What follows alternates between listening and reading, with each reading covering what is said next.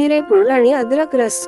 जास्त जेवणामुळे जर आपल्याला अजीर्ण झाले असेल किंवा अपचन झाले असेल तर 1 चमचा मिरेपूड घ्यावी आणि त्यात 1 चमचा आल्याचा रस टाकावा आणि चिमूटभर काळे मीठ टाकावे.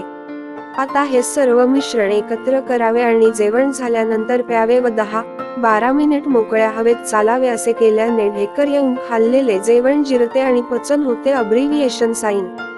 सैंधव मीठ आणि ताक. सैंधव मीठ व ताक. लोणी काढल्यावर जे ताक शिल्लक राहते त्या ताकामध्ये सैंधव मीठ थोडेसे टाकावे आणि ते ताक प्यावे. असे केल्यास आपल्याला झालेला अजीर्णपणा हा अगदी पूर्णपणे पळून जातो. लिंबू, सैंधव मीठ आणि सुंठ पावडर. करपट ढेकर येत असतील, अजीर्ण झाले असेल तर अर्धे लिंबू घेऊन त्यावर 1 चिमटी सुंठ पावडर टाकून 1 चिमटी सैंधव मीठ टाकावे व हे लिंबू गरम करावे. निखाऱ्यावर खदखदू लागले की उतरवून थोड्या वेळाने थोडे थोडे चोखत राहावे.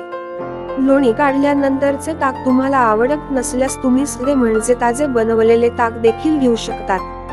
वेलदोड्याचा काढा. अपचन होऊन करपट ढेकर येत असतील तर तसेच उलटीही होत असेल तर 8-10 वेलदोडे घेऊन 4 वाट्या भरून पाण्यात टाकावेत. ते उकळून पाववाटी पाणी करावे व त्यात अर्धा चमचा साखर टाकावी. हा काढा दिवसातून 4 वेळा घ्यावा. याने अपचन कमी होते. काळा चहा किंवा वेलदोडा चहा हा अजीर्ण आणि इतर समस्यांवर रामबाण उपाय आहे. लोणी. अपचन झाले असेल तर किंवा तोंड झाले असेल तर 1 चमचा लोणी घेऊन 2 चिमट्या जिरेपूड व 2 चिमट्या साखर घालून ते मिश्रण सकाळ, दुपार आणि संध्याकाळी घेतल्यास अपचन झाल्याची तक्रारही दूर होते. साजूक तुपात तळलेला लसूण. अजीर्ण झाले असल्यास किंवा पोटदुखी झाल्यास अर्धा चमचा साजूक तुपात 4 लसणाच्या पाकळ्या ठेचून किंवा तळून लालसर झाल्यावर ते खाल्ल्यास अपचनाची समस्या कमी होऊ शकते. लसूण हा देखील अनेक औषधी गुणधर्माने परिपूर्ण आहे आणि याचे बरेच फायदे शरीराला होऊ शकतात. त्यामुळे हा उपाय करावा. याचा बराच उपयोग होईल. आले रस, लिंबू रस आणि मीठ. अजीर्णमुळे पोट दुखत असेल तर 1 चमचा आल्यास रस घ्यावा. त्यात 1 चमचा लिंबाचा रस घालावा व चिमटीभर मीठ घालून प्यावे. याने अपचन कमी होण्यास मदत होते. आले रस, लिंबू हे सर्वात जास्त प्रमाणात पोटाच्या कोणत्याही समस्या दूर करण्यास मदत करते. पोटातील कोणतेही इन्फेक्शन आणि जंतू या उपायाने कमी होण्यास मदत होते. कडुलिंबाची फुले. अपचन झाल्यास कडुलिंबाची 2 ओंजळी फुले घेऊन ती फुले 1 ग्लास भरून पाणी घेऊन त्यात टाकून उकळवावी. उकळून झाल्यावर हे पाणी अर्धा ग्लास पाणी झाले की गॅस बंद करावा. हा असा कडुलिंबाच्या फुलांचा अर्क पाण्यात उतरलेले पाणी दिवसातून 3 वेळा किंवा 1 वेळी 3 चमचे याप्रमाणे घ्यावे. असे केल्याने अपचनची समस्या दूर होते. धन्याचा काढा. 2 कप पाणी घेऊन त्यात 1 चमचा धने घालून उकळवून त्याचे 1 कप पाणी करावे आणि सकाळी चहाच्या ऐवजी हा काढा घेतल्यास अपचनाचे विकार होणार नाहीत आणि भूक देखील चांगली लागेल. सुंठ पावडर.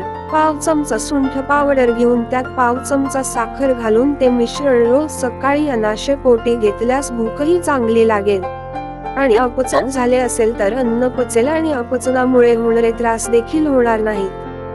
गूळ, तूप आणि सुंठ यांचे चाटण. अपचनामुळे वारंवार पोटात दुखून शौचाला जायला लागले तर सुंठ पाण्यात उगाळून अर्धा चमचा घ्यावी. पाव चमचा साजूक तूप घालावे. पाव चमचा जुना गूळ किंवा साखर घालून हे मिश्रण चांगले शिजवून तयार झाले की चाटावे. मनुका आणि बडीशोपचे पाणी.